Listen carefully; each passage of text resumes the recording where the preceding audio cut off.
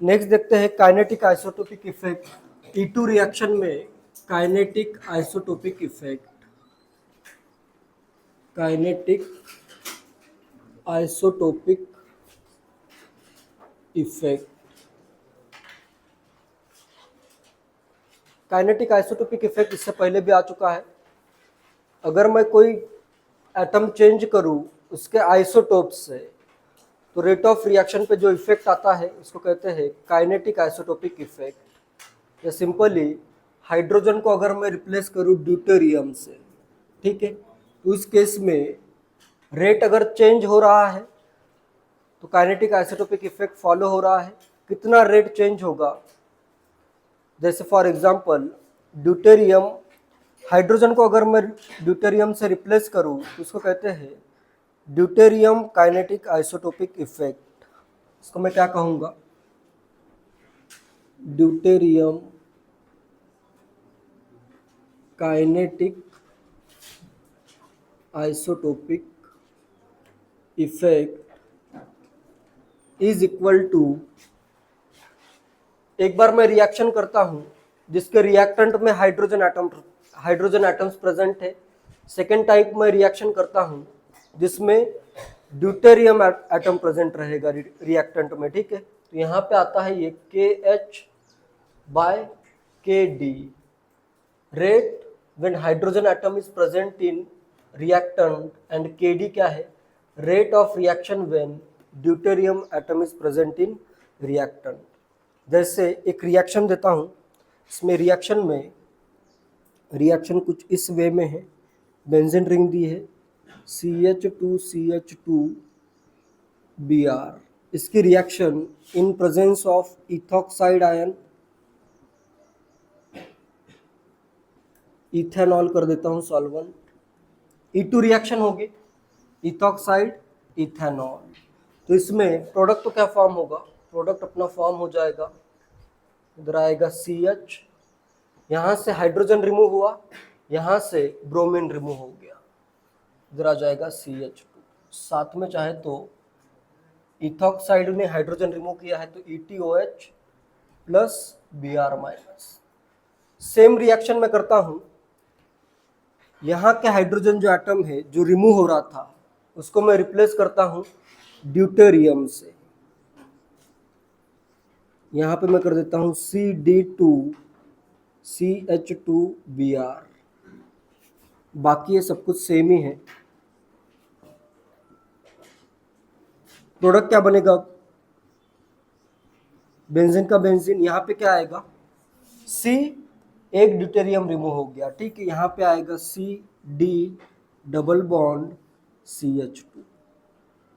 बाकी ETO minus ने क्या रिमूव किया है, ड्यूटेरियम, इधर आएगा ETOD प्लस Br माइनस। अभी ये रिएक्शन कौन सी है, E2 रिएक्शन है। E2 रिएक्शन में देखो ये हाइड्रोजन एटम और ब्रोमीन एटम एक ही स्टेप में रिमूव होते हैं, ठीक है।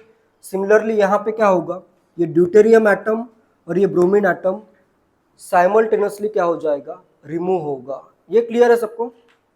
तो इनका रेट सेम होगा क्या, नहीं होगा। कार्बन और ड्यूटेरियम का बॉन्ड स्ट्रांग होता है as compare to carbon hydrogen bond. कितना स्ट्रांग होता है, the chemical properties of deuterium and hydrogen are similar, however a carbon deuterium bond is about 1.2 kilocalorie per mole or 5 kilojoule per mole stronger than the carbon hydrogen bond. Therefore it is more difficult to break CD bond than a CH bond. ये bond break करना, carbon deuterium का bond है stronger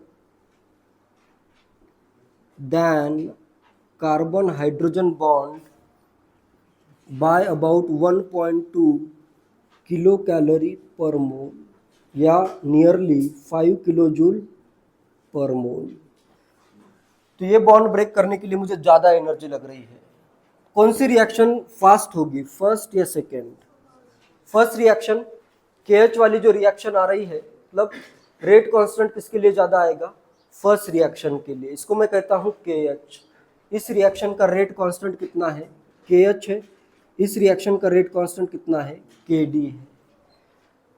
तो इसमें rate constant for hydrogen containing reactant, इसको मैं लिखता हूँ रेट कांस्टेंट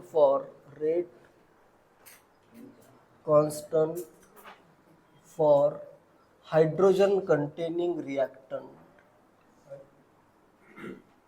जहां पे रिएक्शन हो रही है वहीं पे रिप्लेस करना पड़ेगा, ठीक है। बाकी अगर मैं यहाँ पे ड्यूटेरियम लेके आऊँ तो उसका तो कोई रोल नहीं है, ठीक है। नेक्स्ट क्या आएगा, rate constant for deuterium containing reactant. Clear है। तो ये जो रिएक्शन मैंने लिखी है यहाँ पे KH ज्यादा होगा या KD, कौन सा बॉन्ड ब्रेक करना डिफिकल्ट है, CD का बॉन्ड ब्रेक करना डिफिकल्ट है, तो इधर ये रिएक्शन क्या हो जाएगी, स्लो हो जाएगी। KD की वैल्यू कम होगी, KH की वैल्यू ज़्यादा होगी, तो ये आता है अराउंड 7.1 इस रिएक्शन के लिए। इसी को कहते हैं काइनेटिक आइसोटोपिक इफेक्ट। क्लियर है। अगर कोई एटम मैं उसके आइसोटोप से रिप्लेस करूँ तो उसका रेट अगर चेंज हो रहा है तो उसको कहना है kinetic isotopic effect. Kinetic word किससे आता है, रेट के लिए आता है, आइसोटोपिक आइसोटोप्स के लिए आ रहा है, ठीक है। क्लियर है। तो इसमें ये वैल्यू कितनी आ रही है, 7.1 आ रही है। तो मतलब ये रिएक्शन फास्ट होगी, 7 times faster as compare to this second reaction. Clear है। बस इतना एग्जाम्पल भी अगर याद रखते हो तो इनफ है, नोट कर लो। शॉर्ट में एक नोट लिखो,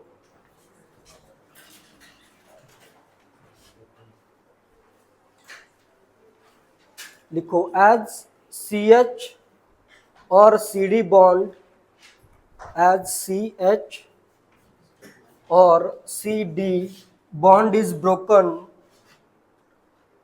as CH or CD bond is broken in E2 reaction, CH or CD bond is broken in E2 reaction, it is easier to break CH bond. It is easier to break CH bond, hence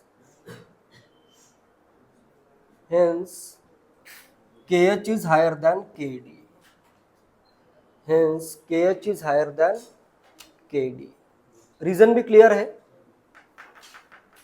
next मैं एक question दे रहा हूं, ये तो बहुत ही अच्छा question लग रहा है, थोड़ा सा दिमाग लगाओ इसमें, ठीक है। IIT JEE 2006 का क्वेश्चन है।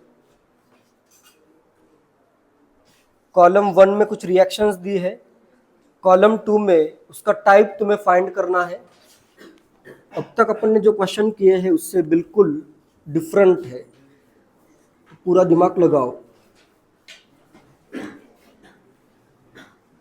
पूरा डिफरेंट है मतलब ऐसे नहीं है कि नहीं सॉल्व होगा। जो कॉन्सेप्ट यूज होने वाले हैं वो कहीं ना कहीं पे आए हैं। कॉलम 1 कंटेन्स रिएक्शंस, कॉलम 2 से मैच करना है, ठीक है। मोर देन 1 करेक्ट भी हो सकता है, पहला ऑप्शन जैसे 2 ऑप्शन से भी मैच हो सकता है, तो वो भी ध्यान देना है। ए दिया है C6H5CH2CD2, ए है C6H5CH2CD2,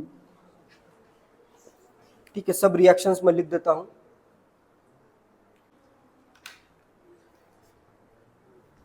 फर्स्ट में दिए कुछ रिएक्शंस, रिएक्शन में क्या प्रोडक्ट फॉर्म हो रहा है, और सेकंड कॉलम में तुम्हें मैच करना है कि किस टाइप की रिएक्शन है। इवन रिएक्शन होगी तो फर्स्ट ऑर्डर होगी, तो जब भी आंसर P होगा तब S होगा ही। इवन से भी रिएक्शन होगी वो भी फर्स्ट ऑर्डर होगी। अगर रिएक्शन आंसर आ रहे तो साथ में S भी आएगा, ठीक है। सबसे पहले रिएक्शन हो रही है, PH है, बेंजीन रिंग है, CH2CD2 on treatment with ethoxide ion gives this product. यहां से H रिमूव हुआ, यहां से Br रिमूव हुआ। कौन सा मैकेनिज्म फॉलो हुआ होगा, E2 ही होगा। E1 मैकेनिज्म क्यों फॉलो नहीं होगा, क्योंकि कार्बोकैटायन स्टेबल फॉर्म नहीं हो रहा है, ठीक है। तो इसमें डायरेक्टली क्या आ जाएगा, E2 अगर मैं मैकेनिज्म यूज करूं कार्बोकटायन यहाँ पे अगर मैं फॉर्म करूँ तो 1 डिग्री का है, अनस्टेबल कार्बोकटायन है, तो यहाँ पे E1 नहीं हो सकता है, H रिमूव हो गया और इधर से Br रिमूव हो गया, तो यहाँ पे क्या आ जाएगा, ये E2 रिएक्शन से फर्स्ट रिएक्शन कंप्लीट हुई है। ठीक है, ए का आंसर क्या आएगा, Q आ जाएगा। क्लियर है। नेक्स्ट सेकंड में अभी इन दोनों का रेट सेम आ रहा है, कौन सी रिएक्शन हुई होगी, इधर देखो पीएच है, बेंजीन रिंग है, ब्रोमीन है, पीएच मतलब बेंजीन रिंग, फिर इधर सीएच है और इधर CH3 है। यहाँ पे अगर मैं कार्बोकटायन फॉर्म करूँ, 2 डिग्री का है, कार्बोकटायन अगर मैं फॉर्म करूँ तो स्टेबल दोनों में क्या बनेगा, रेजोनेंस स्टेबलाइज कार्बोकटायन, दोनों की रेट ऑफ रिएक्शन क्या हो जाएगी, सेम हो जाएगी। इजीली कार्बोकटायन फॉर्म हो सकता है।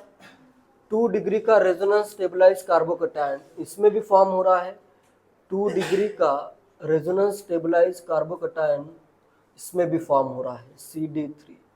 दोनों की स्टेबिलिटी लगभग सेम है, दोनों का रेट भी क्या होगा, लगभग सेम होगा अगर मैं E1 मैकेनिज्म फॉलो करूं। क्लियर है ये। तो बी का आंसर क्या आएगा, P एंड S आ जाएगा, E1 mechanism and first order reaction. Clear है ये।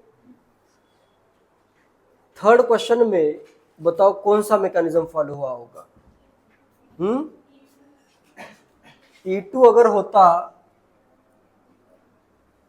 ऑन ट्रीटमेंट विथ, E2 अगर होता तो यहां से H रिमूव होता, यहां से Br रिमूव होता, तो यहां पे ड्यूटेरियम आता क्या।